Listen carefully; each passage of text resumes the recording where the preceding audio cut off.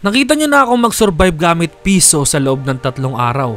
Tumira sa bahay na karton ng 3 araw at nag-survive sa isang kagubatan ng 3 araw. I think there is something magical with that 3 days. Pero hindi ko naisip na mayroon pa pala ulit akong kakalabanin for 3 days. At sa tingin ko, ito ang pinakamahirap na 3 araw ng buhay ko. This is surviving 3 days nang walang YouTube channel. It was 4 AM. Ginising ako ni Sark at binalita niya sa akin yung nangyari. So at the moment guys, 4:05 in the morning. Si Adam. Yup, nahak ako. At bilang YouTuber, this is the worst nightmare na pwede mong pagdaanan. Biruin mo, sa loob ng ilang oras, mawawala lahat ng pinaghirapan mo ng ilang taon. Sobrang ironic lang, nakaka-celebrate lang natin ng 1M subs and ngayon pa siya mangyayari. Si Adam pre. Ethereum POS. Yan ang naging pangalan ng channel ko pagkatapos baguhin ng mga hacker. In just a few hours, hindi ko na talaga mabuksan yung email ko. At yung mga videos ko ay wala na lahat. May mga nagla-live that I really don't know kung sino sila. They are talking about cryptocurrency and upon searching, this is the same thing na nangyari sa iba pang YouTubers. Katulad ni Christian PH, Doggy, Madam Kilay, at marami pang iba. Totally, nung nangyayari to, hindi ko alam what should I feel. Parang hindi totoo eh. Like I wish na pinaprank lang ako ng mga kaibigan ko. 9 AM. Natawagan ko na ang isang eksperto sa pagre-retrieve ng mga account. At siya, si Kuya Ruden. Nag-usap kami at sinabi niya ang possible na dahilan ng nangyari. May nakita kaming na tinatawag na session hijacking, which is yung session mo pwedeng malipat dun sa ibang user. Katulad nga yung hacker.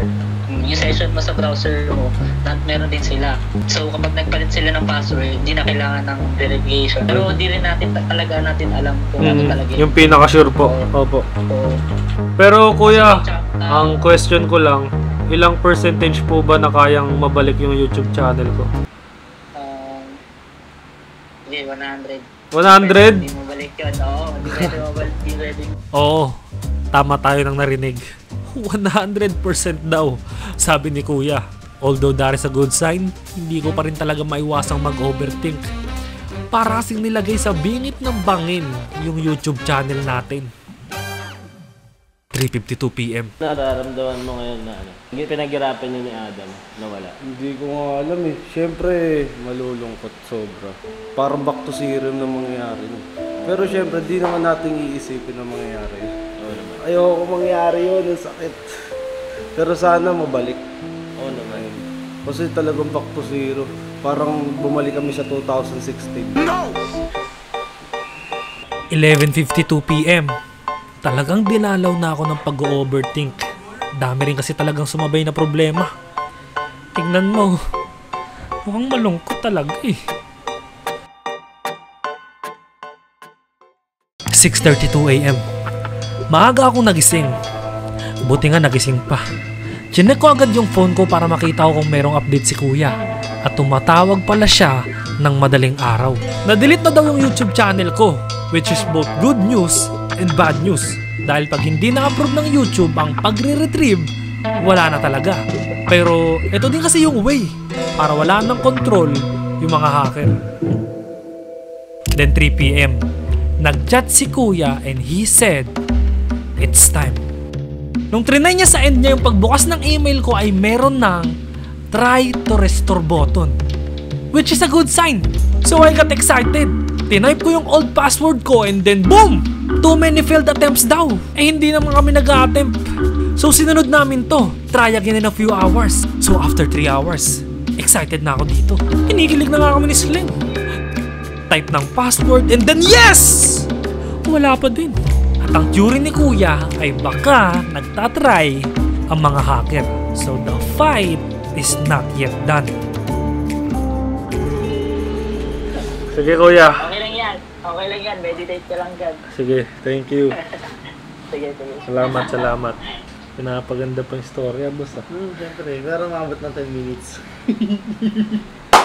Yan talaga pag too many failed attempts. Kailangan mo muna mag-paid para maging success. Yun. Ganun ba yun? Ubus! Para maging successful, kailangan mo muna may paid. 7 a.m. This is our third day of being hacked. Kaya gumising ako ng maaga para matry ulit yung pag-restore. Expecting na magiging okay na siya dahil ilang oras na ang nakalipas. Tinype ko yung password and then wala pa din. Okay lang yan. Sige, update kita ulit maano naman to, ma-recover lang, madadagdagan lang ng oras. Ganon. Okay lang yan. Huwag kang mawala ng pag-asa dahil lang para. Sige, Paps. Sige kuya. PM mo na lang ako kuya. Nakaprayo ka sa akin. Hindi kita papabayaan. Thank you po. Sige.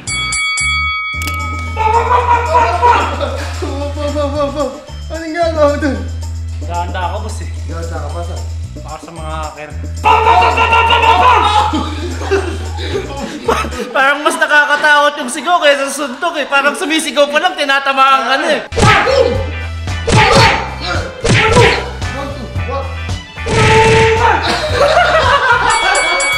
Sabi ko sa'yo, yung browser, para hindi ka ma-hack, ang gagawin mo, maglagay ka ng protection, ayun yung sabi ko sa'yo eh. Tapos isang... Parang may sabon rin. Yung ka lang, wait lang! 2 minutes! 2 minutes! May tama ako dito. May tama ka. Oo, nakano eh. Nasarado ko. Nakano yung password eh. Yan! Ayusin mo! Shampoo boss. Shampoo, oo. Yung kalabang kasi medyo may tama. Ito, laki ng tama talaga. Kailangan ng cream. Parang okay na ata boss ah. Sige. Okay, banat. Sige, banat.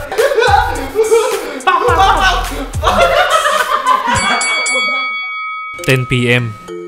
Yo, what's up? Kamusta boss? Okay lang. Waiting game ulit tayo. Pero ano yun boss, ilang % na mariretrieve? 100, ganun pa rin.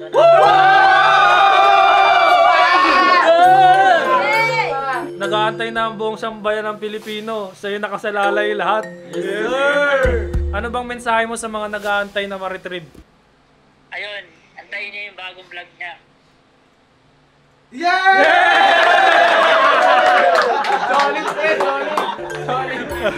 Meron lang ako ipapromise pala sa'yo.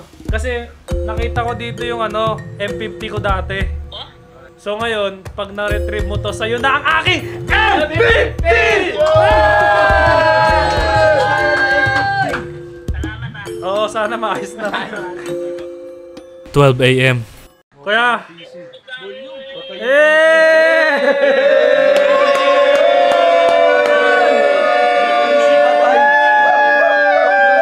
Boss, magda-download lang kami.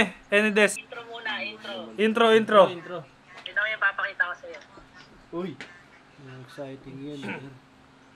Oh my God!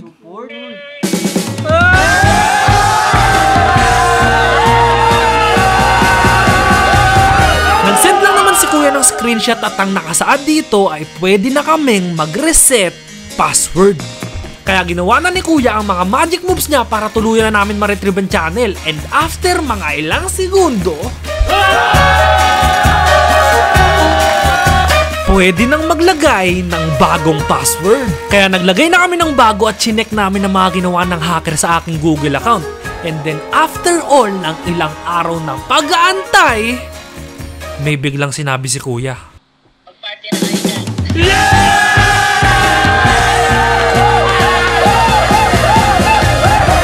Yep! My YouTube channel is back! Ito may pakana. Ito may pakana ng boss.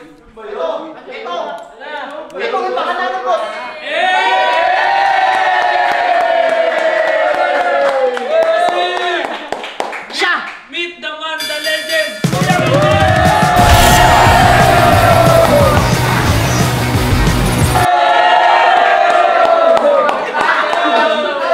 Siya ang may pakana kung bakit nabawi yung channel mo ba?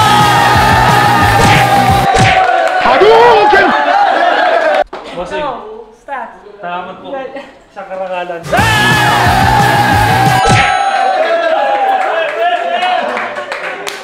Kuya, sa'yo ko na inaalay. M50. Solid din yan. May ano ka ba kuya?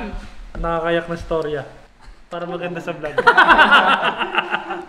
Ayun, gusto ko lang magpasalamat sa'yo kasi pinamana mo sa akin to. Ito pa yung gamit mo sa ano eh. Oo, boss. Yan tayo, boss. Guys, ito yung gamit niya nung Sa Piso. kung napanood niyo yung Piso vlog niya, yung sa Pasig. Ito daw yung gamit niya. So, sa akin yung binigay. Very legendary yan, boss. Ingatan ko to. Oo. Kasi Okay guys, so alis na si Kuya Roden. Salamat, brother. yun na kami. Hanggang sa muli. Alis Boss, na sila, boss. hindi na tayo pwede mahaka. Oo. Simula ngayon, kailangan lahat ng alam mo sa internet, lalagyan mo ng shield yung mga account ko. Oo. Matik yan. Yan kami. Okay, may natatampoy. May natatampo, boss. Yung M50 ko, boss eh. Kasi ba yan? Pupunta na sa kanya eh. Kaya pala, ang tagal mong ibigay sa akin kasi nakalaan para sa kanya. Magagawa na to ng channel si Kuya, sasabihin ko na dito para hindi mo na maano. Kalimutan. Roden, the troubleshooter.